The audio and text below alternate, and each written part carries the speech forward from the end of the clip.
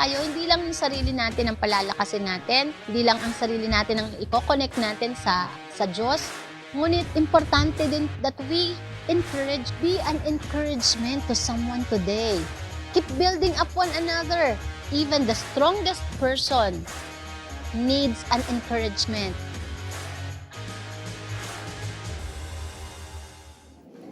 Praise God, kumusta mo yung katabi mo? And salamat sa Lord na kasama mo siya ngayon, kasama natin siya ngayon today. Amen? God is so faithful, God is good. God is good. And all the time? Amen, yan. So, I do believe, God is so good in spite of may mga pinagdadaanan. And God has a purpose po sa lahat ng ating mga pinagdadaanan. Tandaan nyo, yung mga pinapayagan ni Lord na mangyari sa buhay natin, may purpose yan. Amen, may purpose yan. Though it is painful, it is yung hindi mo in-expect, unexpected. Pero eventually, we will gonna realize and makikita natin, we will find out, ayan pala ay for good. Kaya nga sa Romans 28 sabi, Romans 8:28, naano ako dito sa microphone. All things work together for good to those who love Him and to those who are called according to His purpose. Amen. So I would like to share to you the one story na who had been to a trial. He never expected na itetest siya because he really loved Jesus. He's one of the disciples na talagang very all out kay Jesus. No? So hindi natin i-expect na siya pa ang gagawa nun. But because he was tested. And why he is being tested? Because God has a purpose. Amen? No? And after that testing, he became one of the prominent leaders in the early church. And ngayong umaga, pwede tayo mag-reflect. I-reflect natin yung buhay natin sa buhay ng isa sa mga disciples ng Jesus. And that is Peter. The story, the title of our message today is From Sifting to Strengthening. Sabi niya, sifting to strengthening. Kapag sinabi mong sift or sifting, nakakita na ba kayo ng harina? Tama, harina. Yun ang harina, tatandaan ko eh. Harina na inilagay sa sifter. Na yung mga nanay mga cook dyan. Yung pangsala. Sinasala siya para maiwan yung mga residue or yung mga impurities na am I communicating? Nakita niyo yun yung sift. So ganun yun, tinatanggal yung sifter kasi tinatanggal niya yung mga impurities. So si Peter, we do not expect na dadaan siya doon kasi sabi niya nga, over my dead body, hindi pwedeng mangyari sa'yo yung sinasabi mo. Sadaan mo na sa aking bangkay, sabi ni Peter. Pero he was tested. Tama? Though he failed, but God restored him. Jesus restored him. Amen? Let us read from Luke 22, verses 31 to 35.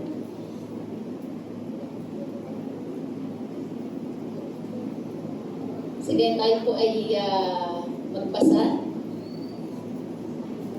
From verse 31, Simon, Simon, Satan has asked to sift all of you as wheat. Diyan pa lang, no? Sinabi ni Jesus, Satan asked to sift all of you. Sa ibang translation kasi, diyan sift you. Pero sa most of the translations, sinabi dyan, all of you, hindi lang pala si Simon ang ni-request na i-sift o i-test. All of them, all of the disciples. And that might be including you and I. So Simon, Satan has asked to sift all of you. Kapag sinabi ko kang siksik, hindi lang yung talagang sasalain, but it means testing. Kaya kung meron kang nararanasan ngayon na testing, that is sifting. Sinasala ka. No? Pinupurify ka ni Lord. And verse 32 said, "Then I have prayed for you. I have prayed for you, Simon, that your faith may not fail.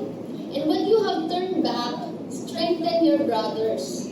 Verse 33, "But he replied, Lord, I am ready to go with you to prison and to death." Yung declaration ni Peter, sabi niya, handa akong sumama sa iyo kahit saan, kahit sa danger. Kahit pa it means my death, my own death. And prior to this, sinabi na nga na kay Jesus na, kasi sabi ni Jesus, i-arrest ako, ganito ang mangyayari sa akin, they will paparusahan nila ako. Sabi ni Peter, no, it will not happen, bago pang mangyari yun. O dadaan muna sa aking macho body. Over my dead body, sabi ni Peter. So talagang very confident si Peter na hindi ito mangyayari. Hindi kita iiwanan, hindi kita mababayaan, sabi ni Peter, no? And 34, Jesus answered, "I tell you, Peter, before the rooster crows," o yung tumilaw, "before the rooster crows today, you will deny 3 times that you know me." Bago pa tumilaok ang manok, 3 beses, ipagkakanulo mo ko. Verse 25, "Then Jesus asked them, when I sent you, sinama ko po to, because it implies God's faithfulness. And then Jesus asked them, when I sent you without purse, bag, or sandals, did you lack nothing?" Kasi alam ni Jesus na darating ang time talaga that they will be tested. Hindi lang si Simon.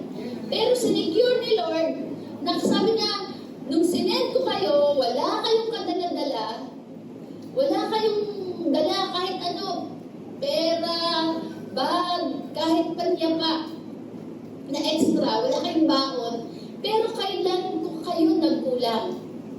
Tanong mo sa katabi mo, kailan ka pinabayaan ni Lord?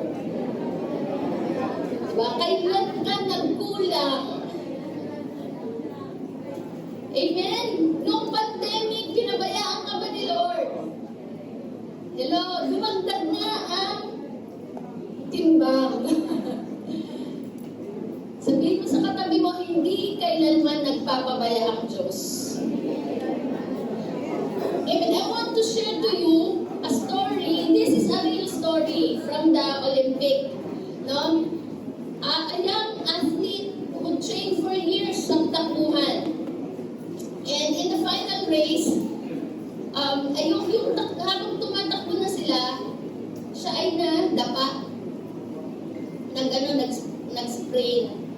And talagang hindi na siya nakatakbo. Pero dito pinakita that someone from the audience ay bumaba to help him to finish the race. I want to see you this video.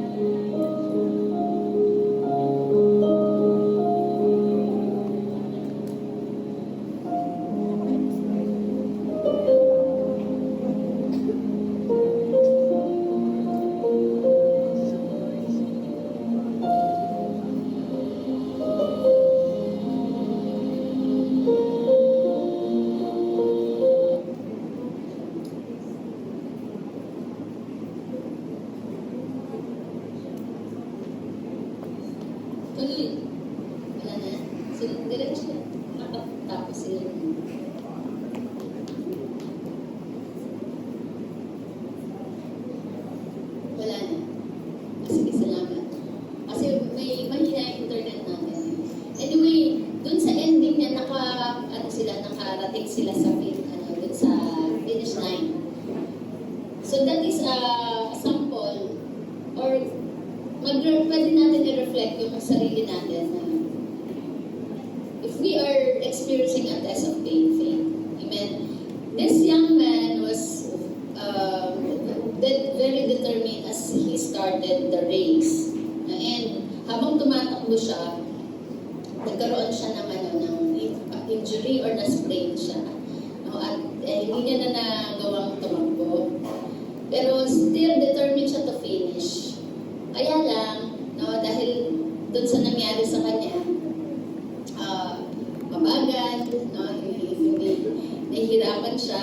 Pero from the audience, bumaba yung coach para tulungan siya. Yung mga dalawang beses yan, may dalawang mama na lumalapit. And may sinasabi na, huwag na lang siyang patakbuhin. Pero sabi ng coach naman, sabi niya, I'm the coach. Tutulungan ko siya hanggang makarating dun sa finish line. Amen. Same with us, no? Tayo, very excited tayo sa pag-start natin sa faith natin, di ba? Sa paglilingkod natin. And in the middle of the race, minsan may mga na-experience po tayo na hindi natin ina-expect, that might be finances, sa relationship, na iba't ibang klaseng testings or trials. And sometimes it immobilize us, na parang hindi ko napaparalyze na tayo na hindi na, parang ayaw na natin magpatuloy. Pero sabi ni Lord, di ba, hindi kita iiwanan, hindi kita pababayaan. Amen? Tutulungan tayo ng Diyos para matapos natin yung race. Amen? Palakpakan na natin si Lord. Kaya kung dumadating ka ngayon sa testing, no? May nakaalala sa'yo si Lord. Nag-cheer sa'yo si Lord. We can relate to this Peter's journey. Ganon din si Peter. He was very strong. Peter was very strong, very passionate, very zealous. He was very willing to follow Jesus. But Jesus himself knew that he would stumble. Alam ni Jesus na one time in Peter's life, madadapa siya. Pero nakita din ni Jesus kung paano siya babangon. At si Lord, alam niya din na one time in your life, you will be tested. Not just once. Pwedeng many times you will be tested. But the Lord see you kung paano ka babangon. Amen? So even when we fail, Jesus already prayed.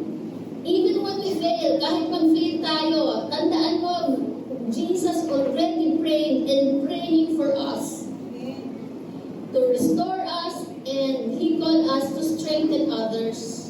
I-restore ka ni Lord kasi para ma-strengthen mo din ang ibang tao. Like Peter, we journeyed from failure. Sino dito yung aamin, no? That we fail somehow sa buhay natin, di ba? May mga time na nag-fail tayo. May mga wrong decisions tayo. But that failure would lead us to faithfulness. Say faithfulness. Why? Because of the grace of God. Because of His unconditional love. Even it's not because of our own strength. We can continue in spite of our failure. Why? Because God is faithful. And He called us to be faithful. Amen? Katulad ng isang sculptor. Isang sculptor na yung isang kahoy, di ba? Isang kahoy walang tsura yan. Pero sa mata ng sculptor, nakita niya na yung finished product. Yan, di ba? Yung tinatanggal niya yung mga rough stones, yung mga unnecessary sa bato, to reveal God's masterpiece. To reveal the masterpiece. Just God refines us through trials. Tinatanggal niya yung mga unnecessary sa buhay natin para ma-reveal yung glory niya, para ma-reveal yung kanyang image sa buhay mo. Hello? But we need to go through trials. Say trials. So yung trials and testing, meron pala siyang purpose. You see, some of us here, kaya tayo nandito dahil nagkaroon tayo ng trial.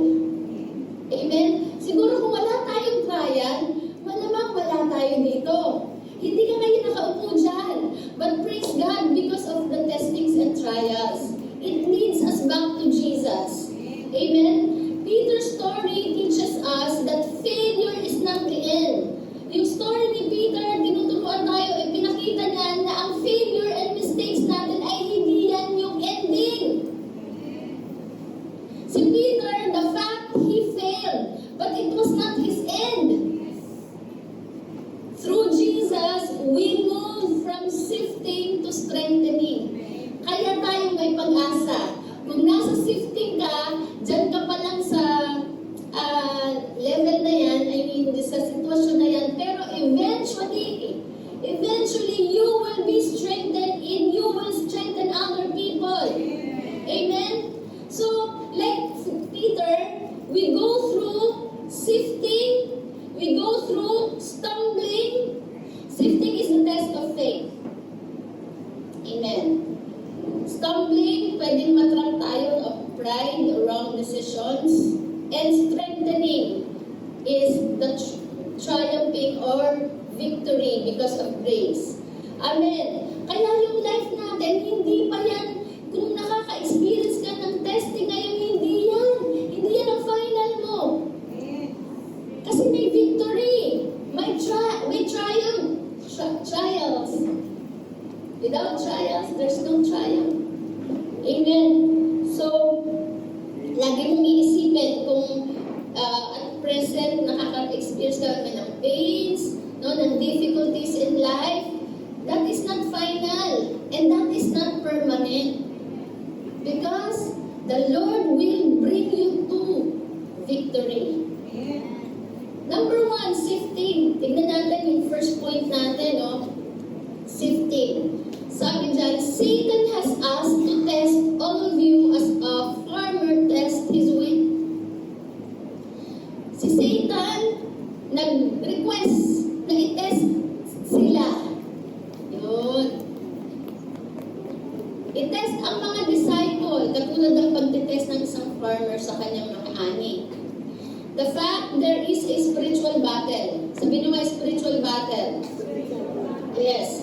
Yes, we are physical being, but also we are spiritual being. And our enemy, number 1 enemy natin, is hindi yung katabi mo, hindi yung pamilya mo, hindi yung kapitbahay mo. Our enemy, the only enemy of our soul is Satan. Because he knows your destiny. He knows what you can do. Alam niya kung ano ang kaya mong gawin at ano ang pwede mong gawin in the kingdom of God. That's why Satan is threatened by your life. Threatened ang demonyo kasi pag ikaw noon naging malakas, sumunod ka sa Lord, sumunod ka sa Diyos, meron kang gagawing malaki. Maraming mapaborn agad dahil sa buhay mo. So Satan's request is, sa ibang version, sabi Satan asked. If we will look on the Greek word ng ask, Greek word. Exitato. It implies intense demand. Na hindi lang basta nag-request na pabebe si Satan, kundi siya ay nag-demand. Talagang hindi. Kung totoong, gano'n naman diba? Let's say, gano'n ang pagkakasabi niya na intense demand. Kung totoong disciple yan si Peter, kung totoong mahal ka ng mga disciple mo, i-test natin yan. Hello. Satan sees Peter as threat and desires to shake his faith violently. Gusto na ni Satan na talagang ugain, pagpagin yung pananampalataya ni Peter. Satan's attack, Satan's desire is to test the believers. Just as wheat is shaken to remove impurities, believers are tested. Amen? Kaya yung life natin, pag na-born again po tayo, ay hindi bed of roses. Amen?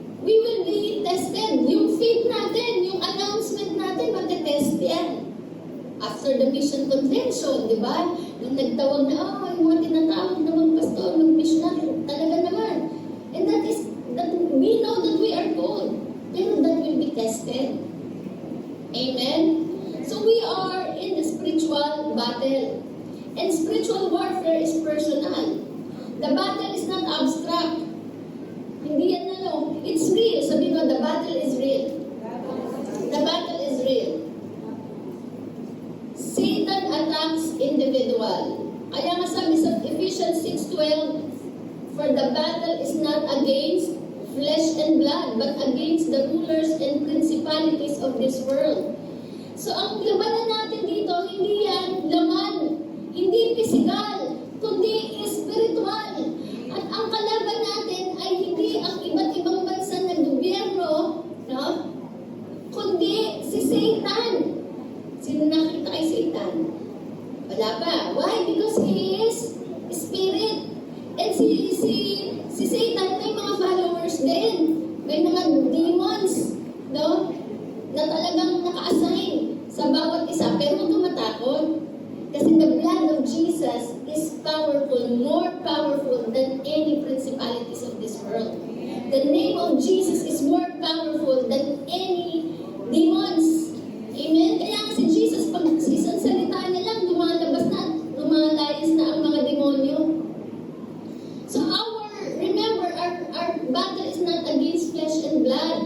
Kaya sa tahanan natin, no, hindi yung pamilya mo ang kalaban mo. But it is Satan. The spirit.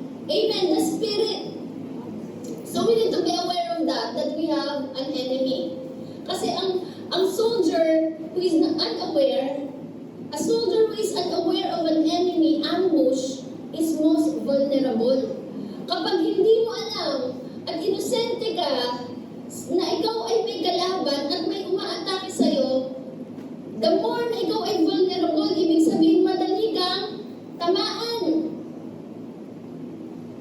Kasi pag alam natin na meron tayong kalaban, we know how to fight. And how do we fight? Sabi sa Corinthians, di ba? Though we live in the world, we do not wage war as the world does. The weapons we fight with are not the weapons of this world. On the contrary, they have divine power. Ano yung may divine power? They have divine power to demolish strongholds. We demolish every arguments and pretension that set itself up against the knowledge of God. So ano yung divine power na yan? Prayer. The blood of Jesus. The scripture. Amen? No? The truth. The principle. The word of God. Kaya nga din sinabi po sa Ephesians, sabi niya, may sinabing defensive weapon doon, pero yung offensive weapon na binanggit niya po ay panalangin at word of God. The word of God is like a two-edged sword. It penetrates the dividing soul and spirit. Kaya ang ginagamit natin, hindi tayo nang aaway. Amen? But we use the word of God. Si Jesus, paano siya nanatol dun sa temptation? Diba? Through the word of God. No, he was being tempted by Satan, by the devil. He used the scripture. Because the scripture is spiritual. Amen. So, kapag alam natin that we have the enemy, and the enemy is not your neighbor, it's not your family, we know how to use the weapon, the right weapon, and the right weapon is prayer. The right weapon is the scripture. Amen. Kaya kung may financial testings, hindi mo sabi, wala tayong pera. Ang tamad-tamad pa. Wala na, ganun lang tayo. Hindi ganun ang weapon na gagamitin natin. Hindi, manalangin tayo. And the Lord will provide. It is the scripture, it is the word. Amen. God provides. At ipapagkaloob na, no? According to His riches and glory. Amen. So, sabihin mo sa kapatid mo, use the right weapon. Use the right weapon. The word of God and prayer. Sa Job chapter 1, verses 6 to 12, mababasa po natin dyan that Satan sought to test Job's faith. Kahit si Job po ay nirequest ni Satan na i-test. Kasi si Job po ay blessed. No, ang dami ng ari-arian, ang dami niyang mga servants. So mayaman si Job, talagang he was prospering, he loved God, he always offered daily for his children. Kaya sabi ni Lord, pinagmalaki God, very faithful yan. Sabi ni Satan, kaya lang naman faithful sa'yo yan kasi pinagpapala mo. Pero subukan mo, tanggalin mo lahat ng blessing na meron siya. Ewan ko lang kung paglingkuran ka pa niyan. Diba tinanggal lahat? Diba? Tinamaan ng kidlat. Tapos pati mga anak niya, lahat ubos. Tapos ang diba? Na-prove ko sa'yo, faithful si Job. Pero sabi ni Job, paano? Mga lang yan, material lang naman yan. Pwede naman mabalik yan. Pero subukan mong, kantiin yung kanyang body. Bigyan mo ng sakit. Sabi niya, pag siya na mismo ang kinanti mo, sure yan. Sabi ni Satan, sure yan. Susumpain ka na yan. Di ba nagkasakit si Job? Ngipin lang ang walang latay. Ngipin lang ang walang pigsa. Pero, Job was proved to be faithful. Kaya yung faithfulness natin, mag-prove yan during testings. Hindi during the happiness or enjoyment or yung masasayang time ng buhay natin. Faithfulness is being proven during the hardest time of our life. Amen? Sabi po ni Charles Spurgeon, Satan never sifts chaff, he sifts wheat. Pag sinabi kong chaff, yung ipa. Wala naman kasing laman ng ipa. Tama? Ang sinisift ay wheat, yung may laman. Kaya kung mayroon kang testing o sinisift ka, ibig sabihin may laman ka. Hindi ka ipa. Hello? Sabihin mo sa katabi mo, may laman ka. Kasi syempre yung wheat may pakinabang yan eh. Tama? Yung chaff wala nang pakinabang yan. Alam niyo bang ginagawa sa chaff or sa ipa? Binabalot yan, tapos susunugin o ginapanggatong yan. Pero yung wheat, maraming mapapakain yan, maraming masusustain na buhay. Hello? Sabihin mo ikaw ay wheat. May laman ka. That's why the enemy attacks those who are valuable in God's kingdom. Amen? The enemy attacks those who are valuable. Kaya pala, salit sa katabi, kaya pala. Kasi valuable ako sa God's kingdom. Amen? And though the enemy requested to test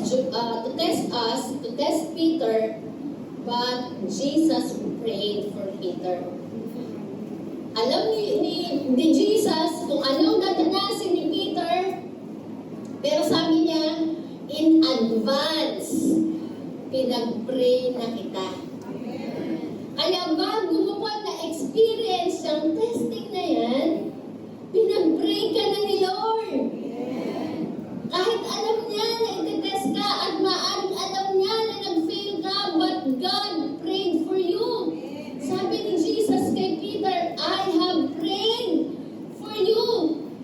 That is, may contrast dyan. Si Satan nag-demand para i-test si Peter, pero si Jesus naman, pinag-pray niya si Peter.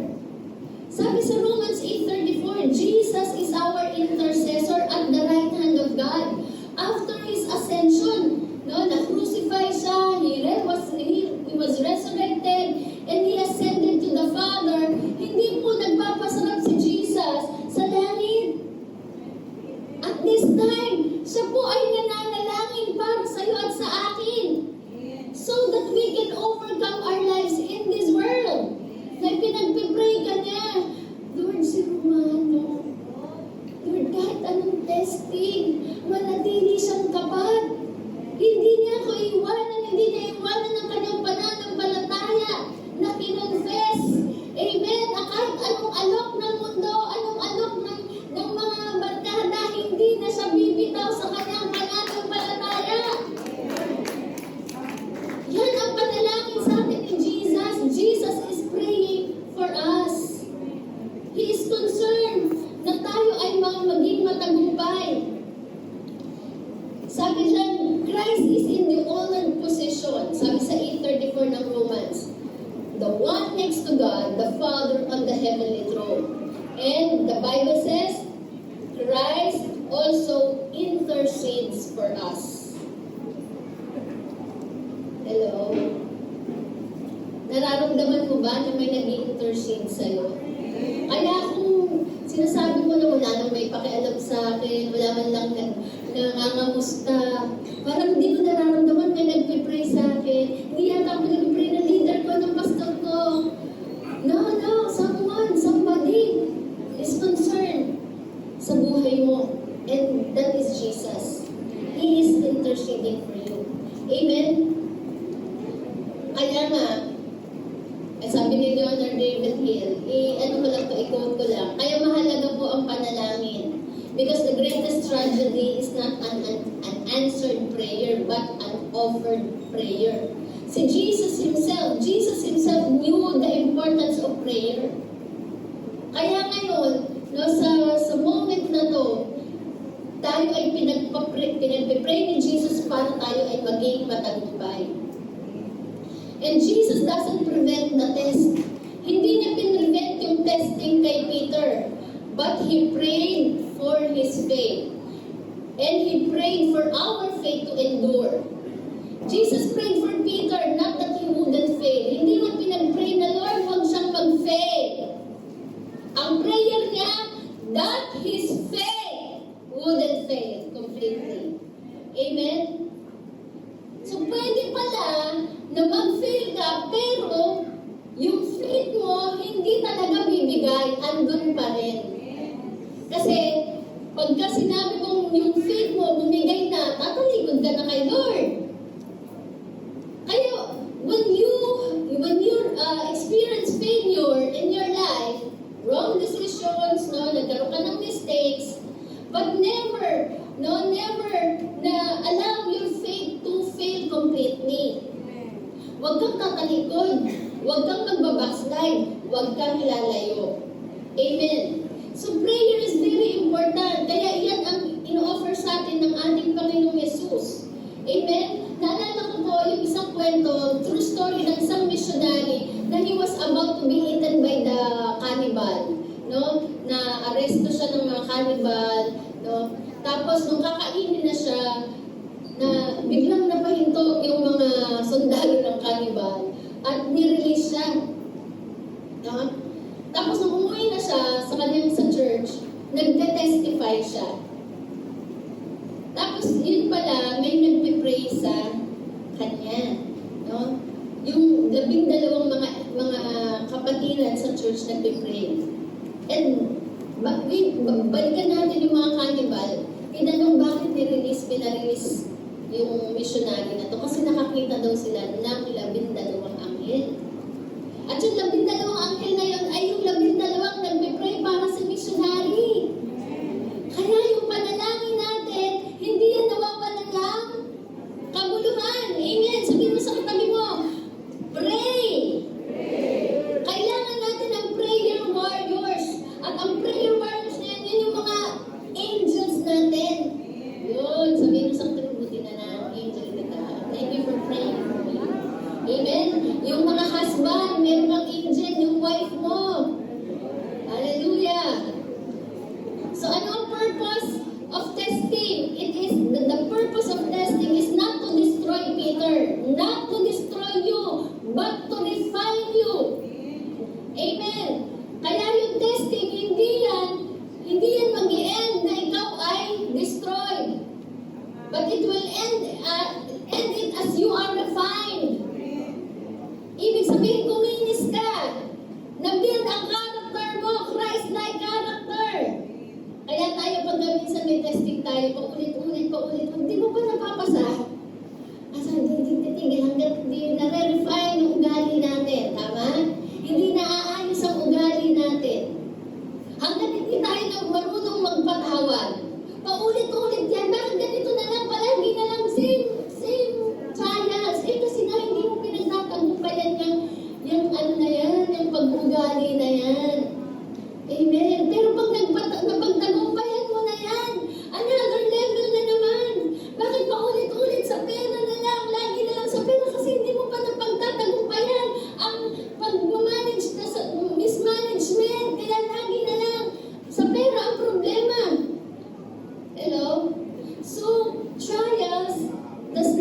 destroy us. That is not to destroy us, but to refine us.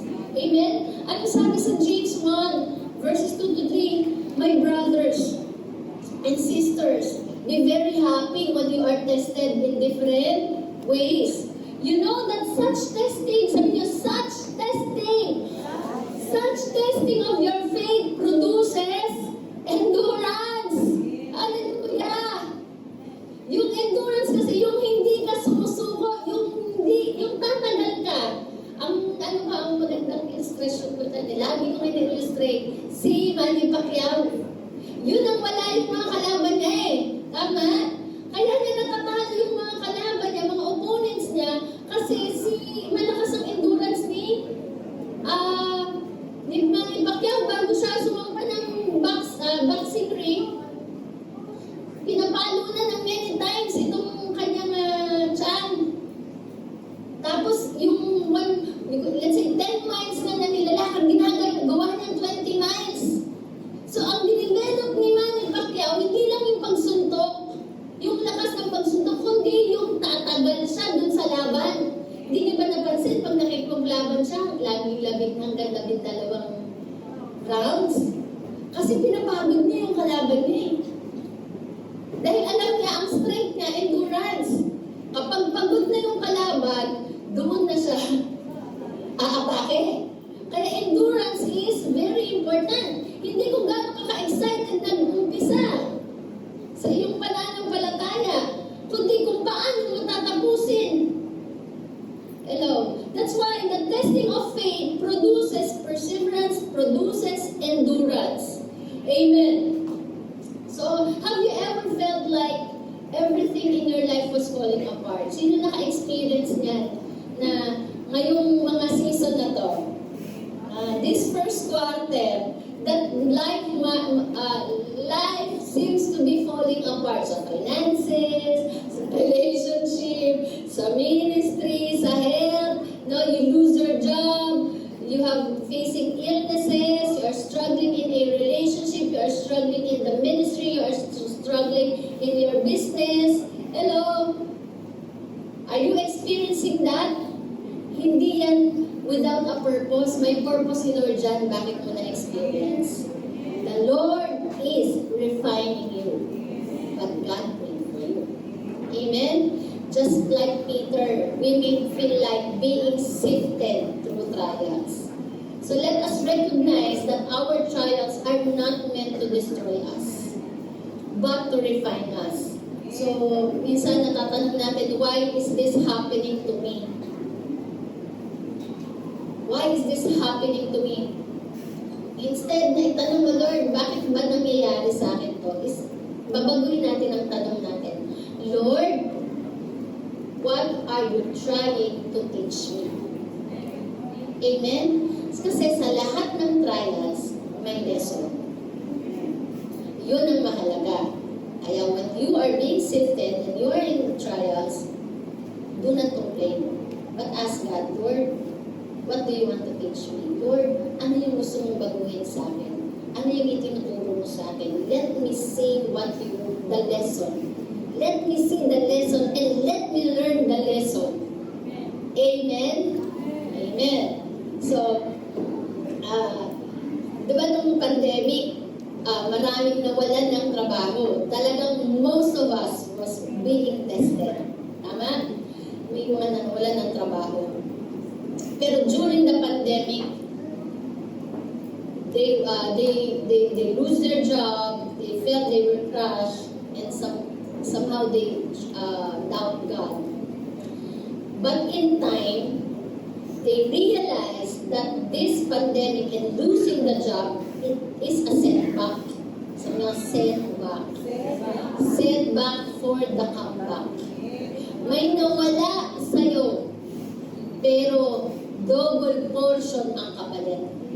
Amen? Katulad ni Job, nawala, let's say 100,000 na cattle, pero nung binalik, 200,000. It was this trial is a setback to your comeback. Amen. So, nung pandemic po, maraming nawalan ng trabaho. Pero ito yung naging way para makapag-open ng mga bagong businesses. Amen. Kahit tayo, di ba? Wala naman tayong online dati. Wala tayong YouTube, whatever. Pero dahil sa pandemic, natuto tayong mag-manage ng multimedia. It was a direction of God na maabot natin ang mga tao through the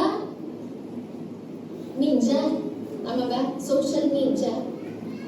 So God has a purpose. And during the pandemic, maraming napalapit sa Diyos. Kaya nga, kapag may trials, yun ang magandang lesson, yung mas mapalapit tayo sa Panginoon. Amen? Yung wala ka ng kakapitan, wala naman talaga tayong kakapitan ng pandemic. Equal footing tayo ng pandemic, kahit yung pinakamayaman pa, walang say ang pera. Tama? No, kasi kahit may pera, hindi ka naman makalabas. Tama? Kahit may pera ka pang shopping, wala ka naman pagsashoppingan dahil sarado. Kahit may pera ka pang pasyal, bawal naman pamasyal. Equal footing. Pero ano yung na-realize natin during the pandemic? All we need is God. And thank you for that testing of pandemic. Na na-realize natin lahat na kailangan natin hindi ang anumang material, there is the material things, the money in this world is not the most valuable. But the most valuable in our lives is Jesus. Our relationship to God. Amen? And secondly, stumbling. The trap of pride. Ito na sabi ni Peter, Lord, I'm ready to go to you in prison. I will even die with you. So sabi niya, Lord, sasamahan kita kahit saan, kahit hanggang kamatayan, sasamahan kita kahit makulong o hindi kita iiwanan. You know that there is danger in overconfidence of the flesh. Na-realize ni Peter, because of the trials, na it's not by might, nor by power, but by the Spirit of the Lord, na mayroon kaya ka nakakagawa sa ministry, kaya mo nagagawa yung isang bagay na yan, hindi dahil sa personal o sa sarili mo lang, kundi dahil sa kapangyarihan ng Diyos. But in this time, si Peter, nakarely siya dun sa kanyang kakayanan.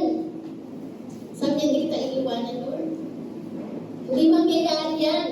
So, Peter was very overconfident siya. Alam niyo ba that there is danger in overconfidence of the flesh? Yung nakikita na lang natin yung kaya natin, nagawa na kasi natin yan, na-experience na natin yan, kaya yan. Meron tayong savings dyan, nagawa ko na yan, expert na ako dyan.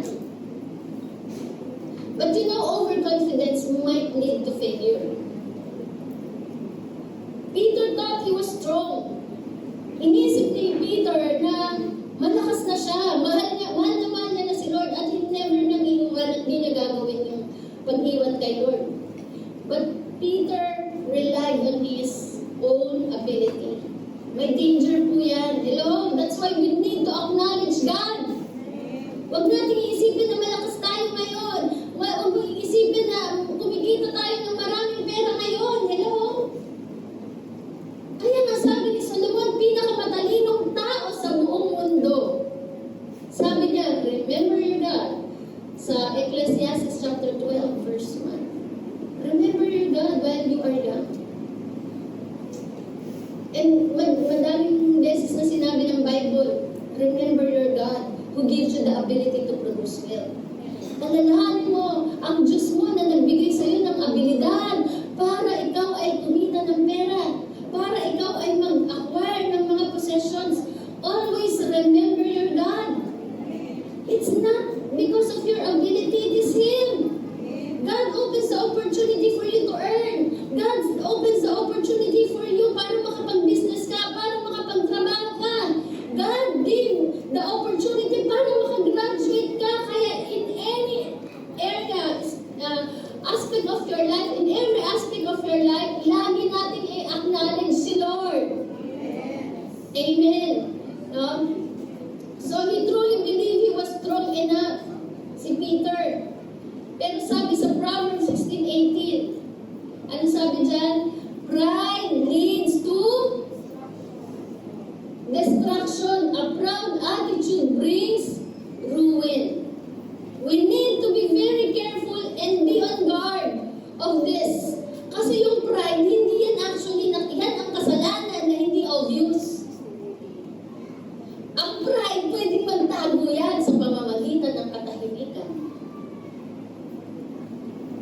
Hindi yan yung yung pag naglasing, alam mo na, di ba?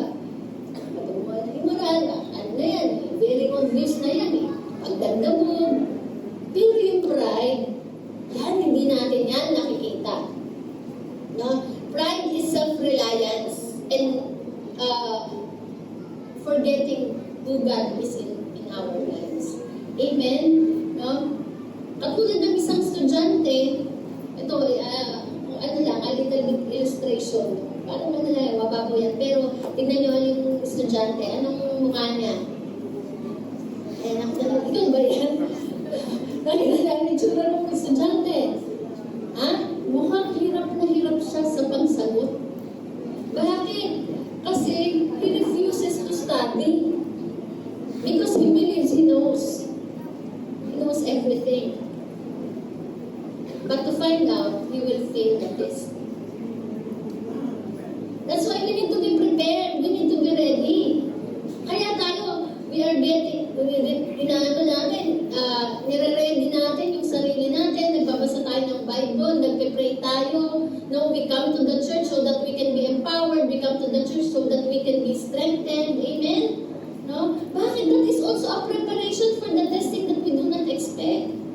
Kaya hindi natin pwedeng sabihin na, busy ako, marami akong ginagawa. No, tsaka na lang yan.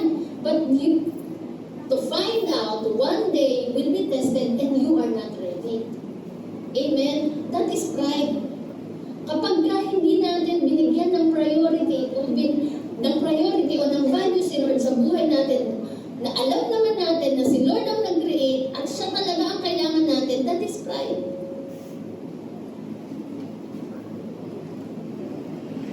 Na ang buhay natin, kapag ang buhay natin, it seems that we don't need God. We value other things. That is pride. We come to the church. We read the Bible not because we are religious. We do it because we need God. Because apart from Him, we can do nothing. Amen? Kaya binababad natin ang ating sarili sa salita ng Diyos. Nananalangin tayo, nagsisik tayo because we cannot live without God. Kahit gaano ka pa kayaman, kahit gaano ka katalino, kahit gaano ka pa ka-successful at saan ka dalhin ng iyong profession, still we need God. Amen. We need to be humble. You know, there is a pain of denial. Si Peter, dininay niya si Jesus. No? When we are overconfident with the flesh, you will be shocked of failure. Kapag overconfident tayo sa flesh, nagtiwala tayo sa talino natin, nagtiwala tayo sa ating sariling kakayanan. Kayang-kaya yan. No, nagawa na natin yan eh. I've been there. Wow, diba? Pero one day, masasyak ka na nag-fail. Si Peter nag-fail siya, di ba? 3 times. 3-fold denial. It was a fulfillment of Jesus' word. His failure was public, humiliating, and painful. Pero kaya nga pagka sinabi natin na sabi ng Bible, kapag nag-trust tayo sa flesh, at sabi sa Jeremiah chapter 17, verses, mag-start tayo sa 5, sabi dyan, cursed is the one who trusts in the flesh, who draws strength from mere flesh, who turns away his heart from the Lord. Sabi, cursed is the one, ayaw ni Lord, na magtiwala tayo sa sarili lang natin o sa mga tao. Hindi ko sinabing maging yung parang tipong lagi kang wala kang tiwala sa kapwa. Hindi yun. But it means yung ability to rescue. Pagka inilagay na natin ang trust natin sa abilidad o sa kakayanan ng ibang tao, ano sabi ng Bible? First is the one who trusts in man. Ayaw ni Lord na sa tao tayo magtitiwala. Gusto niya sa Diyos, sa Kanya. Amen. And sabi dun sa verse 9, balikan natin, the heart is deceitful above all things. It is desperately wicked. Who can understand it? Kaya po, alam ni Lord yung puso natin. More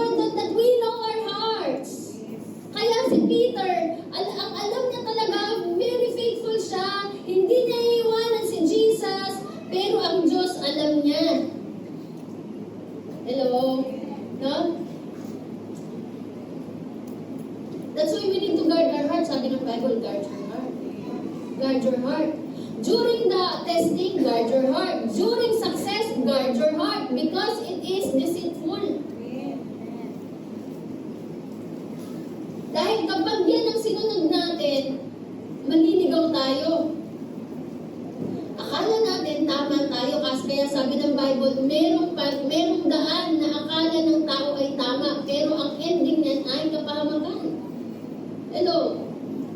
Kaya sabi niya, in the following verse, sabi niya, I search the heart. Tignan sa verse 10. I search the heart and rewards. I search the heart, I test the mind, and rewards everyone according to his deeds and according to the fruit of his doings.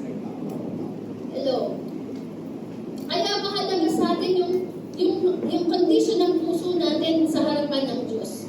And kapag alam ni Lord na may mali pa, kaya sabi niya, diba, you pray. You do not receive because you do not ask. You do not receive, sabi niya, you do not receive because you do not ask. And when you ask, you have a wrong motive. Kaya hindi mo na-receive. Hello? So alam ni Lord ang intention ng puso natin, kaya dinadaan mo na yan sa testing. Kaya may mga prayer po tayo na hindi pa siya nasasagot, not because the Lord doesn't want it to give to us or to you, but because our hearts is not yet ready. Hindi pa handa yung puso mo tanggapin yung ganong klaseng pagpapala. Diba? Naalala niyo po, meron akong isang message na true story. Nung tumama sa loto, sa ibang bansa yun. Tumama siya, milyon ang kanyang na-receive. Pero nung nakuha na yung million dollars na yan, what happened to her life? Babae yan to her life. Nagsugal siya, nagbisyo siya, naging addict, at eventually, nawala din yung mga million na yun, at tumira na lang siya sa isang maliit na van. Ayaw ni Lord mangyari sa atin yun. Hello? Yung kapag pinagbalan na tayo, makakalimutan na natin siya. Kaya inuuna niya muna yung heart natin. Lumalaan sa safety. Amen? And stumbling. Kasi mag-realize natin na hindi natin kaya kapag tayo lang. Kailangan natin si Lord. Amen? And meron po ba tayo din mga promises sa Diyos? Katulad ni Peter, nag-promise, hindi kita iwanan, Lord. Hindi kita itatatwa. Hindi kita itatakwil. Lord, hanggang sa kamatayan niyan, to the last breath of my life, maglilingkod ako sa iyo. May mga promise tayo na gano'n. And biglang na-test, biglang wala. No? Have we ever made a promise to God and or others and then we broke it? We broke it. Hindi natin na-fulfill. Maybe you committed to overcome a bad habit. We commit to be more patient sa anak, sa asawa, no? Or we commit to walk closer with God, but then we fell back into old ways. So bumalik tayo sa dati nating buhay katulad ni Peter. So naranasan natin na parang nahiya tayo, we are condemned, no? And in some ways, sabi natin na, sinasabi din sa Bible na wala namang benefit ang maglingkod sa Diyos. But you know, Jesus prayed for you. Amen? Remember, kahit minsan ganun ang iniisip natin kay Lord, na parang walang benefit ang paglilingkod sa Kanya, Jesus prayed for you. Amen? Kaya nga, sinabi niya, when you come back, you strengthen your brothers. Amen? No? Remember, don't let failure define you. Kung nag-stumble ka, kung nag-fail ka, remember, it is not your identity. Peter's mistake didn't disqualify him. Na kahit nag-deny na si Jesus, hindi na disqualify na maging disciple siya, hindi siya binaba. Hello? Diba? O ikaw, dininay mo ko, Peter, 144 ka na.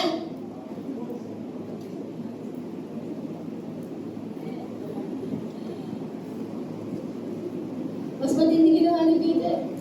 3 beses pa talagang perfect. Perfect denial. Tapos nung nag-resurrect na si Jesus, di ba? Pinalikan niya. Doon sa dagat, alam ko kung saan ka tatambay. Babalik ka sa dati mong buhay. Tapos, nagluto nila isda. Nilagyan niya lasang bread. Joke lang, hindi. Dumami na, nagluto nila ng isda, bangus. Tapos, nakita siya ni Peter. Takbo si Peter. Hindi na siya, Peter! 144 ka na ngayon dahil 3 times dininay mo ako. Di ba? 3 times mo akong dininay, 3 times kung kaya. Kailangan i-offer mo kung ano talaga ako. Pero mamaya sa verse ano yan. So, pakanta natin. Amen? So, when you stumble, when you fail, run to Jesus. Instead of hiding in guilt. Kapag nag-fail ka, kanino ka tatakbo? Kay Jesus. The more that you come to Jesus. Dahil kay Jesus, walang condemnation. Sabi ng Bible, now therefore, no condemnation to those who are in Christ. Jesus. Hindi si Lord kasi hindi siya katulad ng tao na nagkikimkim ng galit. Okay, hindi siya katulad ng katabi mo. Ang Panginoon, ang ating Diyos, He is like the Father in the prodigal son. Nag-aantay lang ng iyong pagbabalik, hindi para sampalin ka, kundi para i-restore ka. So, run to Jesus. Minsan natatakot tayo na bumalik sa Diyos kasi ang feeling natin, hindi na tayo tatanggapin ni Lord. Pero kaya nga dito sa church, we need to represent Jesus as He is. May mga nag-fail. Tama? Sinaamin, no? Ay tayo, nag-fail tayo. But because someone who is representing Jesus right, tama?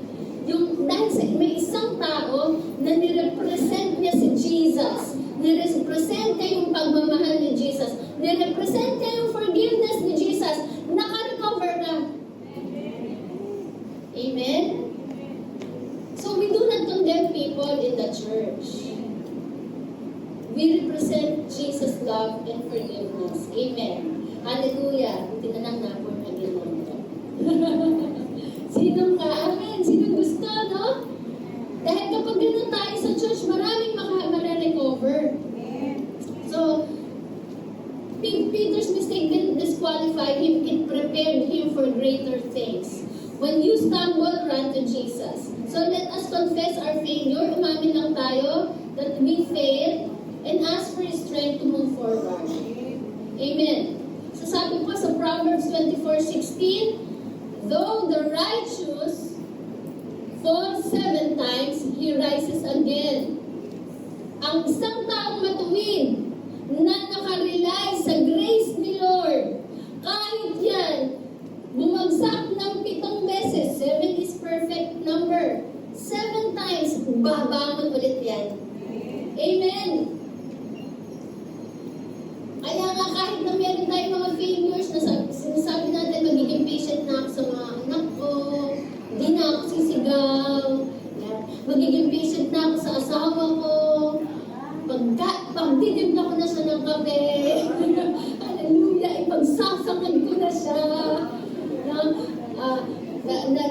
you have a promise na ibibigay ko na yung tithes ko faithfully, but you lose your promise, you fail to do your promise, no? But instead of giving up, you come to God, ask for His strength, and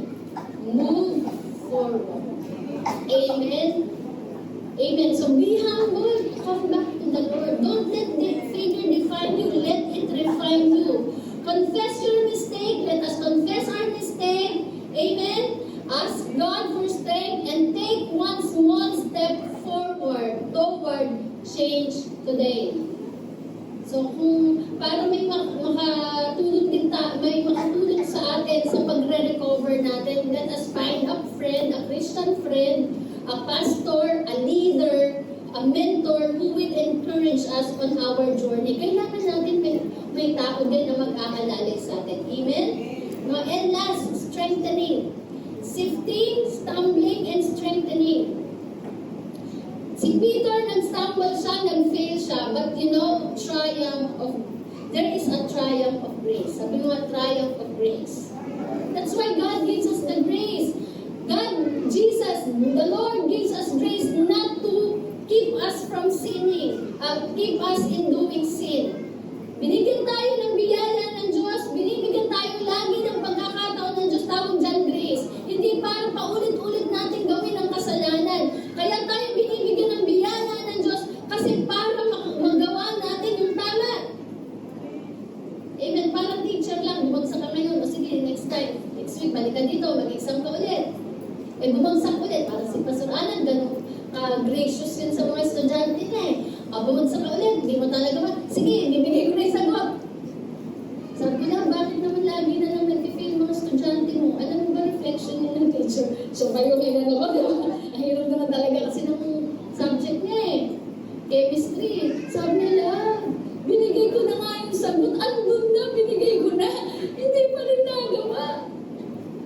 Pero alam nyo, yung heart na talaga very gracious. Sabi niya, hindi mo talaga maipasa. Sige, pumunta ka sa church. Pumunta ka sa church, tapos sa hapon, itututor kita. Tapos bigyan kita ulit ng exam, pasado ka na. O kaya yung maraming estudyante, pumunta dito sa church, yung mga bagsak. Ngayon, na-born again na. Amen? At ngayon, hindi na. Hallelujah, malapakan niya natin si Lord. Ay, nalalang tuloy. Hindi ano ka ba? Nagkwento ko ba, Pastor Jeff? Si Pastor Jeff nag-aaral niya ng URS eh. BS Math ka, diba? Tama ba? Ay, BS Biology. BS Biology.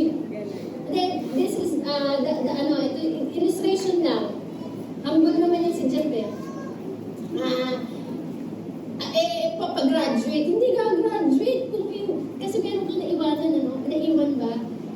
Na isang subject. Ngayon, sasabay dun sa subject ni Pastor Alan. Tapos yung isa, math ba yun? Sabay, wala nang ibang offer na subject. Sabi ni Pastor Alan, sige, parehas mong i-enroll yung subject ko at saka yung math. Ang pasukan mo yung math. Yung sa akin, sabi ni Pastor Alan, yung sa akin, kahit magpa-attendance ka lang. Tama ba yun? Ha? Tapos, pagka-exam, pumasok ka sa akin. Bibigyan kita exam. Sabi niya, sigurado na pasado ka. Nakagraduate, that is grace. That is the grace of God. No? Yung gusto, kaya ka tayo binibigyan ng grace ni Lord. Kasi nakikita niya na nag-graduate ka. Nakikita niya na mag-overcome ka. Hindi ka na, ayaw ka yung pahihirapan ka pa. Sige, kailangan pumasok sa butas ng karayom para makabalik ka. Hindi. Grace ni Lord ang ino-offer niya sa atin para makabalik tayo at para maging matagumpay. Hindi tayo sinasalubong ng condemnation. Sinasalubong tayo ng kanyang biyaya. At sinasabi niya, kaya mong bumangon. And that brings us to the term, strengthening. The triumph of grace, sabi niya, you will deny me 3 times. But, ang ganda nito, grabe nakakayak to. No? Sobrang touching tong statement ni Jesus. Sabi niya, when you come back, sabi ko sa katabi ko, when you come back, help your brothers be stronger. Grabe, no? Nakita niya ni Peter yung future niya na mag-fail siya, mag-deny siya. You know, Jesus did not operate in his emotion. Masakit kaya yun, yung i-deny ka. Hindi ko girlfriend yan, hindi ko nanay yan, hindi ko leader yan, hindi ko pastor yan, hindi ako taga-jadi yan. Di ba, ang sakit nun, dininay. Pero Jesus never operated in his emotion. Yes, there is pain.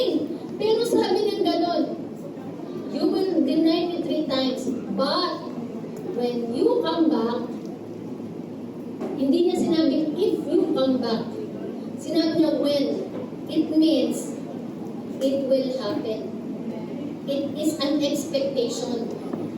In-expect ni Jesus na babalik ka. And when you come back, strengthen your brothers. Hallelujah. You know, dito natin nakita the power of redemption. That is redemption na kahit nagkamali ka at kahit na isanlanan natin ang ating kaluluwa at ang ating buhay sa pagkakamali at sa kasalanan, there is power in the blood of Jesus. There is power in the love of Jesus. Amen. Amen. Sige, palangpakan natin si Lord. Hallelujah! Sa atin, pag nagkamali na tayo, hindi na tayo makakuha ng NBI.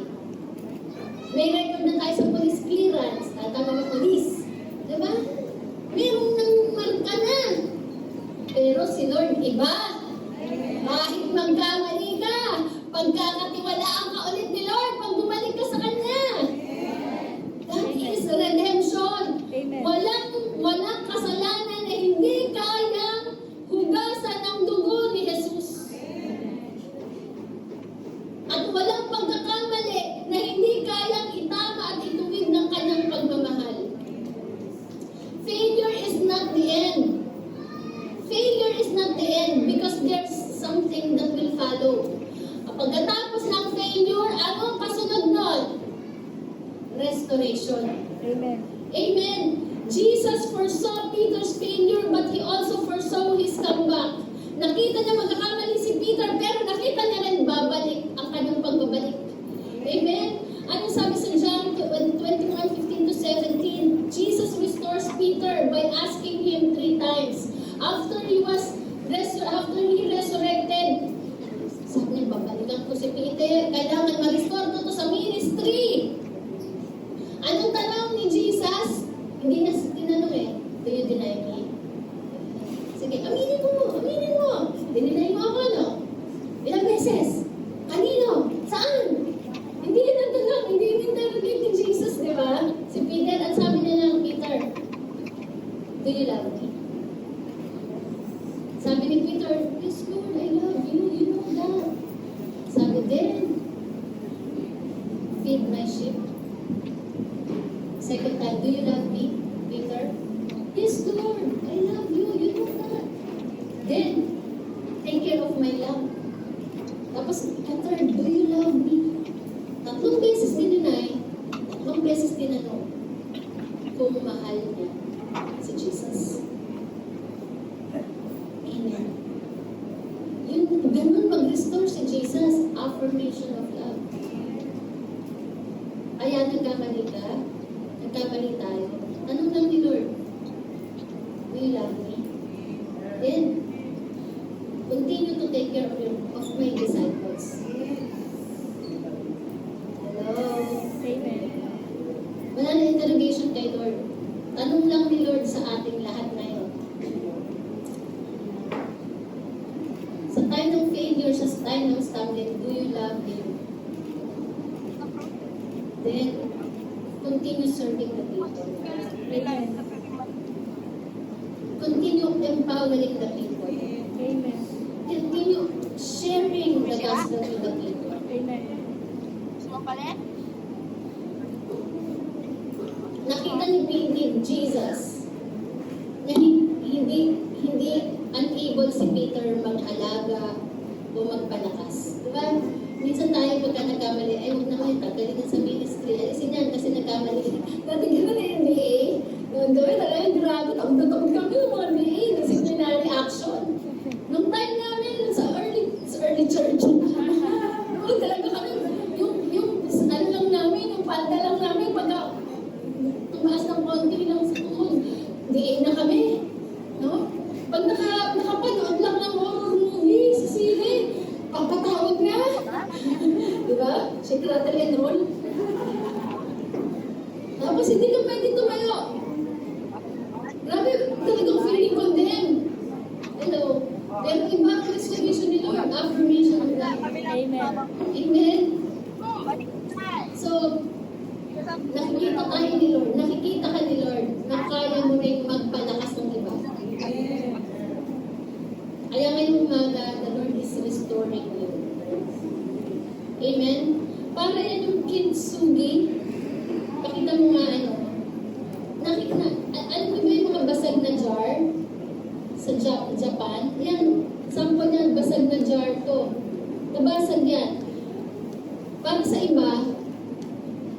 na yan, basura na. Hindi na rin yan magagamit kasi basag na eh. Pero ang ginagawa ng mga Japanese, they put back on the broken pottery pieces. Tapos pag naibalik na nila, di syempre, ano na yan, may lamat-lamat na. Nilalagyan nila ng gold yung bawat lamat. At mas lalo siyang nagiging maganda at useful. Yung mga broken pieces sa buhay natin, binabalik. Tapos pinapatsihan niya ng gold. Pinapatsihan niya ng banal ng gold. Kaya kahit magkamali tayo, never think that you are unuseful to His kingdom. Because there is power in His blood, there is power in His redemption. Bakit hindi nga yung yung sa iyo pinapakita? Strengthen others through your brokenness. Amen. Though you are broken today, meron kang nararanasan ngayon? Sino may mga brokenness? Broken sa finances, broken sa relationship, no, nag-break kayo, bin-break ka, hello, iniwanan ka, na-UTI ka, no, you are facing illness today. You are broken today.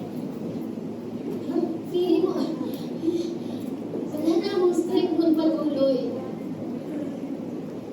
But Jesus saw you. Jesus sees you. Babalik ka. Amen. Babalik ka. Hindi mo lang tatapusin yung praise. Magpapalakas ka din ng iba. You will carry other people. Amen? And Peter's failure become testimony. Kaya nga dun sa Book of Acts, kung babasahin natin, saan galing yung boldness ni Peter during the Pentecost? Bakit bigla siyang tumapang? No? Yung tapang na hindi na galing sa sarili niyang lakas, kundi it was rooted in the Spirit of God. It was rooted in the forgiveness of God. It was rooted in the love of Jesus.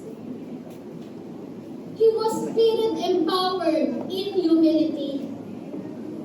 Na alam niya na magagawa ko ang bagay na ito dahil sa Diyos, dahil minahal niya ako, pinatawad niya ako, pinalakas niya ako. Sa verse 14, mababasa po natin, Peter stood up with the apostles.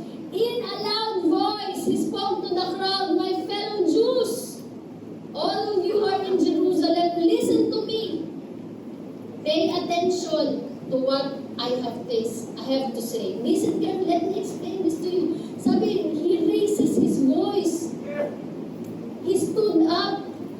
He became bold. He became courageous, not of his own strength, but by the strength of God. Kaya sabi sa 2 Corinthians chapter 12, verse 9, my grace is sufficient for you, for my power is made perfect in weaknesses. That is the grace of God. Kaya nga wala na talagang dahilan na hindi tayo makabalik sa Diyos. Wala rin dahilan para hindi natin magawa ang assignment natin o yung pinagagawa ni Lord. Why? Because His grace is sufficient in our weaknesses. Kaya sabi ni Paul, when I am weak, then I am strong. Hello? Nakikita po natin mga pastors natin, mga leaders natin, no? Hindi yan dahil sa walang problema. Mas malaki ang problema ng pastor. Mas malaki po ang problema ng mga leaders. And yet, because of His grace, hello, it is the grace of God, so no one can boast. Amen. Kung wala yung biyaya ng Diyos, hindi nila po ako makikita dito. Hello? Kung hindi sa biyaya ng Diyos, hindi nyo na makikita ang mga leaders. But because of the power that is sufficient, because of the grace of God that is sufficient, amen? We can do all things. Kaya nga, we can do all things. Make a note. We can do all things through Christ. Amen. Amen. That is the grace of God. That's why when you fail, do not be discouraged. I tell you. Amen. Siguro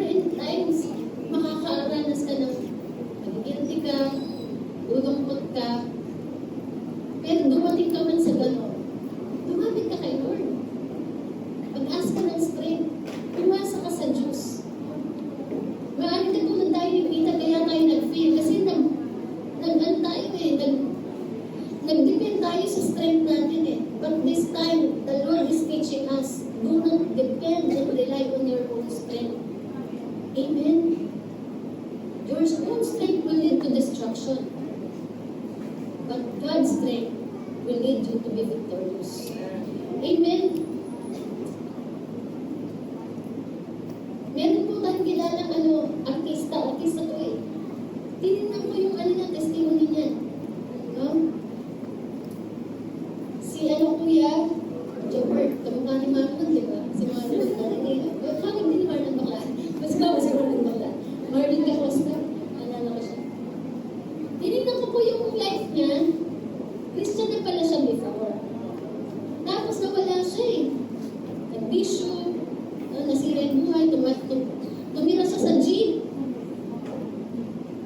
Halos gusto niya na magpakamatay, tatalo na sa sogo, gano'n. No? Pero the Lord restored him. Amen.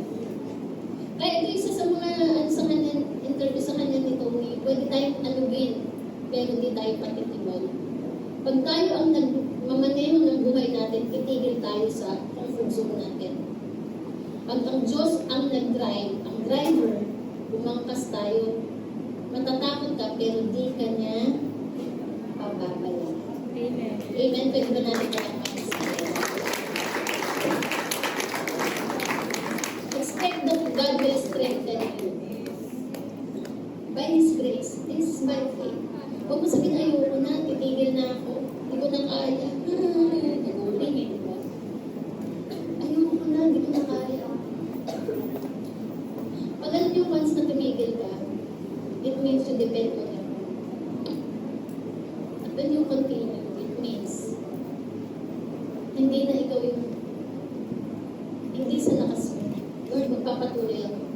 It's no longer about the strength that I have, but because of your grace, because of your power.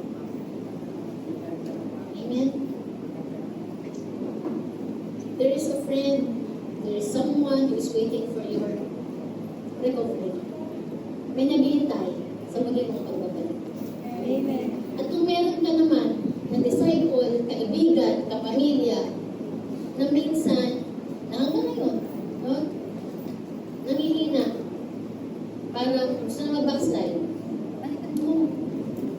Hindi makabalik kasi content, nag-guilty, hindi na alam kung paano babalik. Ikaw na pinalakas ni Lord. Sabi ni Jesus, strengthen your brothers. Amen. Kung paano ka pinalakas ni Lord, palakasin mo din yung iba. Amen. Kung paano ka tinulungan ni Lord makabalik, tulungan mo din yung ibang makabalik. Amen? Remember, your pain has a purpose.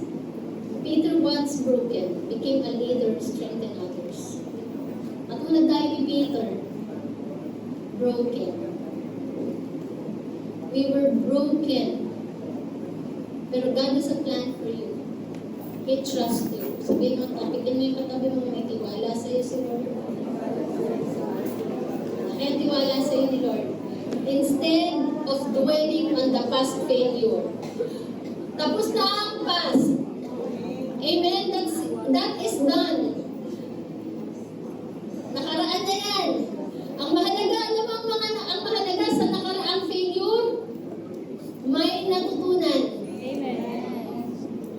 At yung failure na yan, may natutunan tayo, iwanan mo na yan, and move forward, go to Jesus, run to Jesus. And Jesus will empower you so that you will encourage others. And Peter became one of the prominent leader in the early church. Simula nung siya i-restore ni Lord, hindi na siya nag-backslide. Alam niya na kung sino kanino siya magde-depend. Kanino magde-depend? Kay Jesus. Ibig ba sabihin hindi nag-fail si Peter? Alam niyo ba na nag-fail din si Peter? during the early church. Nagkamali din siya. Nirebuke na siya ni Paul. Pero hindi na siya nag-backslide. Amen. Alala niyo yung failure niya?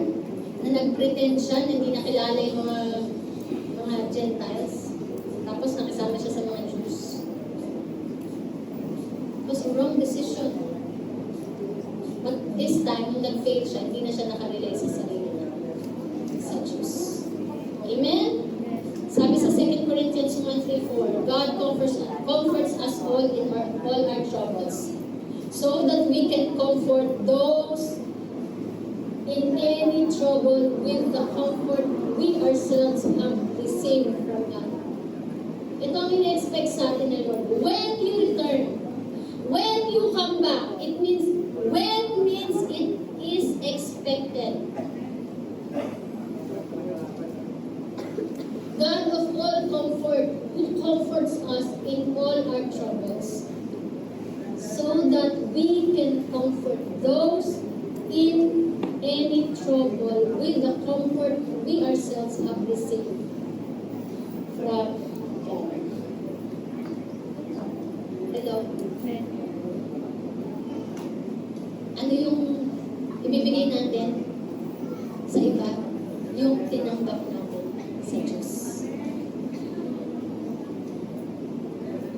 Kaya kung may failure, allow God to minister to you. Allow God to correct you. Allow God to love you, to forgive you. Run to Him. Amen. And as you receive that grace, same measure of grace that you will give to others. Amen? Hindi na tayo magiging judger, haters, ranters. But we will understand those who are failings. Amen. Amen. Mas lalawak ang pangunawa natin sa kapwa natin. Kasi tayo mismo, naranasan natin how the Lord restores us. Amen? Remember your disciples. Remember your family members who are now struggling, na may nag-undergo sila ngayon ng kahinaan ng trials. Sabi nga ni Joy, Pastor Alan, ganun lang, isang ganun lang eh. Isang ganun lang ni Pastor Alan sa balikat. Kaya mo yan. It means a lot. Amen. Amen. It means that you trust Him, that you give hope, that you know that your future is not for destruction. Your future is for victory. Kaya mo yan. Amen? Tayo po tayong lahat. You're not alone. You're not alone. Jesus is praying for you. Always remind yourself, Jesus is praying for you. He knows your future. He knows what you will do. But Jesus is praying for you.